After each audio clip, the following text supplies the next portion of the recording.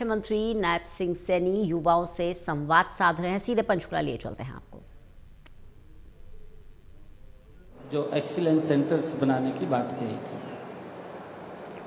वो excellence centre लगातार उस तरफ गति से काम कर रहे हैं ताकि हमारे युवाओं को उसका लाभ मिल सके। एक्सीलेंस सेंटर्स के माध्यम से वो अपने पैरों पे खड़ा हो सके।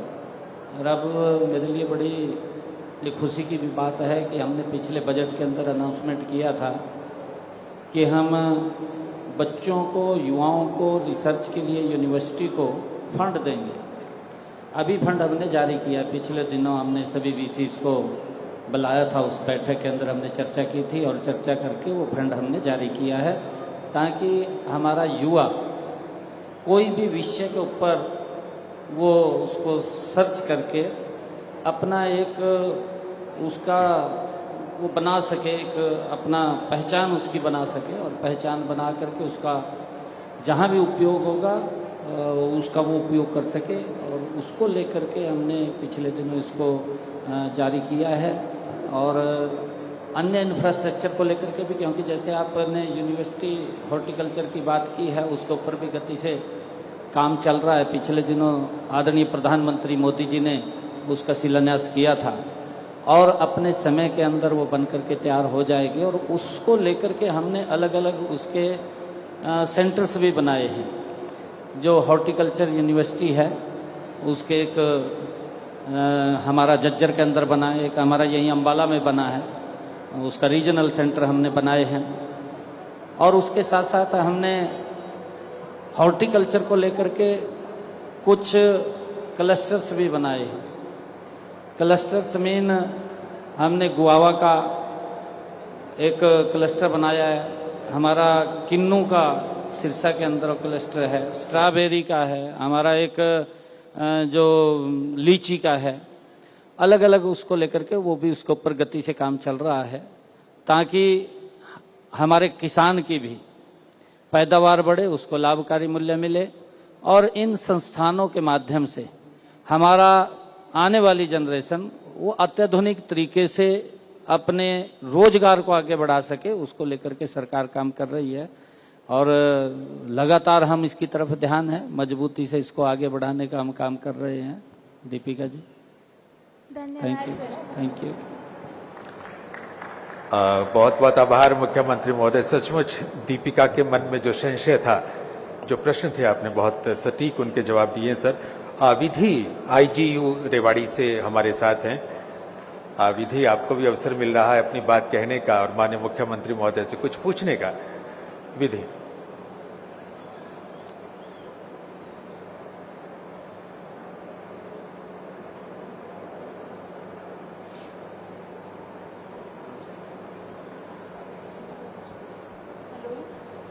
माननीय सीएम सर, उनके साथ आए सभी अतिथिगण, रिस्पेक्टेड टीचर्स और मेरी सारी युवा शक्ति, आप सभी को मैं विधि इंदिरा गांधी यूनिवर्सिटी से सभी को प्रणाम करती हूँ, नमस्कार करती हूँ।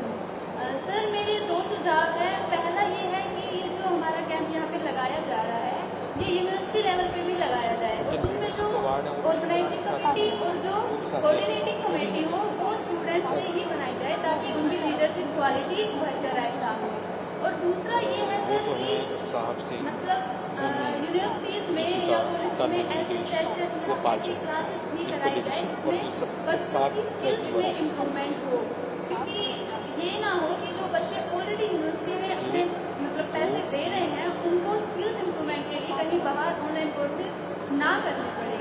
Thank you. विधि, आपने ठीक कहा है उसको लेकर के, क्योंकि नीचे से जब बच्चा फर्स्ट क्लास से चलता है वहीं से उसमें संस्कार वो चलते हैं। पिछले दिनों हमने निर्णय किया है स्कूल्स के अंदर भी कि एक श्रमदान का एक पीरियड जो पीछे बंद हो गया था उसको लेकर के रखा है कि बच्चों को श्रमदान करना चाहिए। मुझे खुशी है कि आज युवा संवाद के माध्यम से आज हमारी यूनिवर्सिटीज़ के बच्चे यहाँ उपस्थित हैं और 4 दिन आप लोग यहाँ रहने वाले हैं। आप एक यात्रा थापली से भी करने वाले हैं। आज आपने पौधारोपण किया है, एक पेड़ माँ के नाम, और ये बहुत अच्छी बात आपने कही है। इस बात को हमें आगे बढ़ाना चाहिए, यूनिवर्सिटी स्तर के ऊपर भी हमारे बच्चे इसके अंदर शामिल हों, पौधारोपण करें, स्वच्छता की तरफ ध्यान दें। और सबसे बड़ी बात है कि इन सब बातों को ध्यान में रखते हुए चाहे हम खेलों की तरफ ध्यान दें, खेलों के अंदर भी हम उसके अंदर हैं, वो एक्स्ट्रा हमारी स्किलिंग होती है, उससे कोई भी काम हम करते हैं। एजुकेशन एक विषय अलग है, डिग्री हमने ले ली है, परंतु डिग्री के साथ साथ एक्स्ट्रा एजुकेशन, हमारे पास एक्स्ट्रा स्किलिंग, वो भी उसी के साथ साथ हम सीखते हैं, पढ़ते पढ़ते ही सीखते हैं। और उसको ब्रॉड वे के अंदर चारों तरफ व्यक्ति कहाँ कहाँ देख सकता है, सोच सकता है, कर सकता है, वो पढ़ते पढ़ते ही उसके अंदर होता है। वही यूथ की स्किलिंग होती है और उसके अंदर आगे बढ़ता है।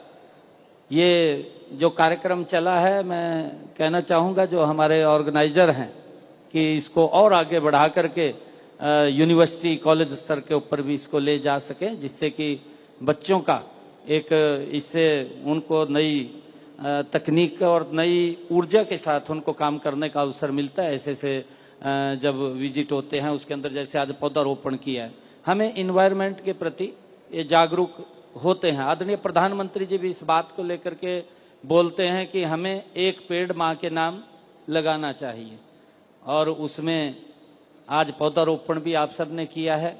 अलग अलग विषयों के ऊपर चर्चा भी करते हैं। ये किताबी जो ज्ञान है, उस ज्ञान से अलग हमें जो कुछ सीखने को मिलता है, उसी से ही व्यक्ति का विकास होता है। अच्छा है इसके अंदर, और आगे इसको बढ़ाया जाए तो इसके ऊपर जरूर इसको आगे बढ़ाने का हम काम करेंगे। Thank you. Thank you sir, thank you so much. बहुत बहुत आभार विधि, बहुत बहुत आभार माननीय मुख्यमंत्री महोदय आपका।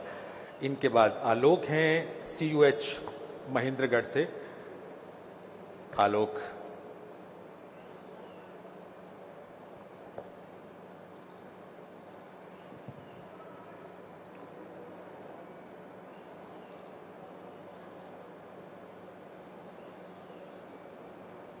हेलो, माननीय मुख्यमंत्री जी व स्टेज पे उपस्थित सभी अध्यक्षगणों को मेरा नमस्कार। मैं आलोक राज पांडे केंद्रीय हरियाणा विश्वविद्यालय का छात्र हूँ। सर, मेरे मुख्य 2 सुझाव हैं। सर, पहला ये है कि हमारे यहाँ पे ट्रेनिंग, हरियाणा में कोई माउंटेनिंग इंस्टीट्यूट नहीं है सर। यहाँ हम अगर हरियाणा में माउंटेनिंग इंस्टीट्यूट होगा, क्योंकि उससे सर ये है कि जो टूरिज्म है वो भी प्रमोट होगा। हम जितने यहाँ पे युवा उपस्थित हैं, उन सबका ये सुझाव था कि हरियाणा में भी एक माउंटेनिंग स्कूल हो, जिसके हमें चंडीगढ़, मतलब पंजाब, उत्तराखंड, हिमाचल, हमें वहां जाके इंस्टीट्यूट ना लेना पड़े, हमें यहीं से मिले। इस चीज का हमने लिखित में नरेंद्र सर को भी दिया था। हम ये आशा करेंगे कि वो आप तक पहुंचे सर। और दूसरा हमारा ये सुझाव है कि सर, जो मोबाइल स्कूल का कॉन्सेप्ट है, स्कूल ऑन व्हील, कि जो भी हमारे यहाँ लेबर आते हैं हरियाणा में, सर आपको पता है कि बहुत अधिकतम नंबर अमाउंट्स में जो लेबर है वो आते हैं कार्य करने के लिए, चाहे ईंट की भट्टी या कुछ मजदूरी हो, उन चीजों में। तो उनके जो बच्चे हैं छोटे छोटे, उनके पास एजुकेशन नहीं पहुंच पाता। वो कुछ समय के लिए आते हैं, जैसे 3 महीने 6 महीने, तो उनके वो एजुकेशन में इनरोलमेंट नहीं हो पाते, स्कूल में वो दाखिला नहीं लेते, जिनके कारण वो शिक्षा से वंचित रह जाते हैं। सर, मैं ये कहता हूं कि अगर शिक्षा से लोग वंचित रह जाएंगे, आने वाले भविष्य वंचित रह जाएंगे, तो विकसित भारत 2047 का सपना हम कैसे पूरा करेंगे। तो मैं ये चाहूंगा कि उन तक एजुकेशन पहुंचे। हर डिस्ट्रिक्ट में एक मोबाइल स्कूल, जैसे कि स्कूल ऑन व्हील का जो कॉन्सेप्ट है, हरियाणा में स्कूल ऑन व्हील का कॉन्सेप्ट है, जो कि सिर्फ चंडीगढ़ और पंचकुला तक सीमित है। उसमें भी वो बस कुछ कुछ मुद्दों पर ध्यान देते हैं, हर मुद्दे पे नहीं। तो मैं ये चाहूंगा कि वो हर मुद्दे, बच्चों की एजुकेशन, साथ साथ में उनके जो परिवार वाले हैं उनको शिक्षा का महत्व बताएं। क्योंकि अधिकतर ये सोचते हैं कि हम पढ़ा लिखा के क्या होगा, हम इनको मजदूरी करवाएंगे तो 4 पैसे आएंगे। सर, इससे अच्छा कि उनको शिक्षा दिया जाए, उनको जागरूक किया जाए। धन्यवाद सर। थैंक यू आलोक जी, आपने अच्छे सुझाव दिए हैं। माउंटेन स्कूल का दिया है जो सुझाव, उसके ऊपर जरूर विचार करेंगे।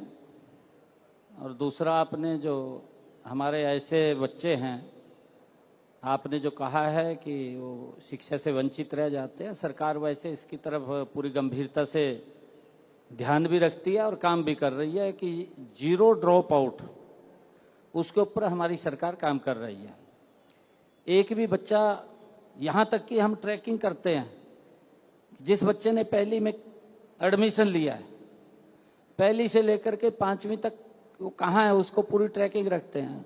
5वीं के बाद वो 8वीं तक जाएगा, कितने बच्चे बीच में ड्रॉप करेंगे, वो कहाँ चले गए, उसका भी हम ट्रैकिंग रखते हैं। +2 तक जाते हैं, +2 के अंदर जब पहुँचते कुछ बच्चे फिर छूट जाते हैं, उन बच्चों का भी ध्यान रखते हैं। हमने इसके बारे में सरकार के अंदर बात करके इस बात के ऊपर बड़ी गंभीरता से काम हम कर रहे हैं कि एक भी बच्चा कोई छूटे नहीं। अगर कोई छूटता है बच्चा तो वो कहाँ गया है वो कम से कम हमें पता हो, उसको लेकर के इसके ऊपर हम गंभीरता से काम कर रहे हैं। और आपने जो दूसरा लेबर के ऊपर जो काम करते हैं, बच्चे 3 महीने के लिए रहते हैं और टेम्परेरी आते हैं, हमने उसके लिए जो हमारा श्रम विभाग है, श्रम विभाग के तहत उन बच्चों को हम एडमिशन कराते हैं। एडमिशन करा करके स्कॉलरशिप भी उनकी जाती है, और स्कॉलरशिप के साथ साथ ताकि माँ बाप को कोई दिक्कत ना आए, कहीं हॉस्टल के अंदर भी अगर उनको छोड़ने की आवश्यकता होती है तो वो भी उसके ऊपर हम विचार करते हैं कि बच्चे अगर वहाँ रह करके पढ़ें, तो उसके लिए हम व्यवस्था पूरी कर रहे हैं। हाँ, मोबाइल स्कूल की इन्होंने बात की है, क्योंकि अलग अलग उसके अंदर जो संस्थान भी काम करते हैं, संगठन इसके अंदर लगे हुए हैं, और उसको लेकर के संगठन जो काम करते हैं वो शाम को उसके अंदर पढ़ाते हैं। हम भी देखते हैं उनको, सारा वॉच करते हैं, उसको देखते हैं। और जो आपने मोबाइल स्कूल्स की बात कही है, इसके अंदर इसके ऊपर जरूर ये विचारणीय है कि कितने बच्चे हमारे पास उसमें आते हैं, क्योंकि बहुत सारे ऐसे इंटीरियर के एरियाज हैं जिनके बच्चे स्कूल में नहीं जाते परंतु जा सकते हैं। उनकी व्यवस्था भी हम वहाँ पर रह करके किसी न किसी कोई ना कोई उसकी व्यवस्था निकाल कर